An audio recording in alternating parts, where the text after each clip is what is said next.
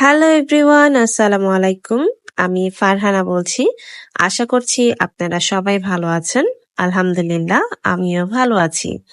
আজকে নতুন আরেকটা রেসিপি ব্লগ নিয়ে আপনাদের মাঝে চলে আসলাম। আজকে বিকালের নাস্তায় আমি নুডলস রান্না করেছি। তো সেই নুডলসটাই আপনাদের সাথে শেয়ার করছি। তো নুডলসটা রান্না করার জন্য আমি একটা কড়াইতে পরিমাণ মতো তেল নিয়ে নিয়েছি। তাতে 2টা পেঁয়াজ কুচি ছেড়ে দিয়েছি।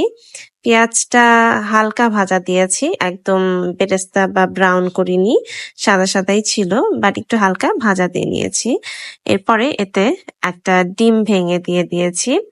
ডিমটা ভেঙে দেওয়ার পরে এটাকে একটু নাড়াচাড়া দিয়ে ঝুরি করে নিতে হবে। ডিমটাকে ঝুরি করে নেওয়ার পর এই ডিমটাকে পেঁয়াজের সাথে মিশিয়ে নিতে হবে ভালো করে।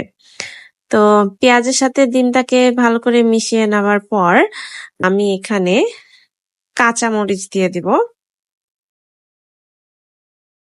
কাঁচামরিচটা দিয়ে দেওয়ার পর আবারও এটাকে একটু নাড়াচাড়া দিয়ে ভালো করে মিশিয়ে নিব।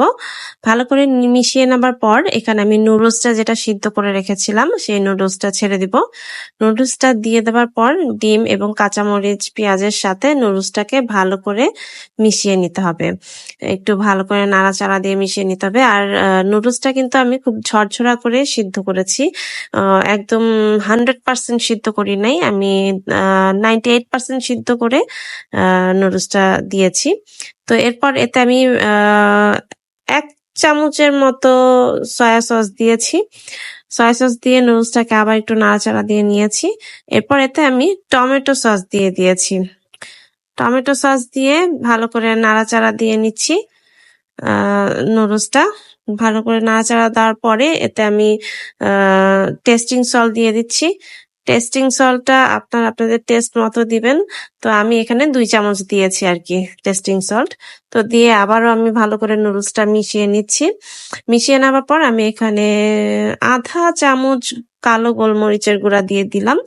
কালো গোলমরিচের গুঁড়া দেওয়ার পরে এখানে 1/2 চামচের মতো আমি নর্মাল যে লবণ সেই লবণটা দিয়ে দিলাম।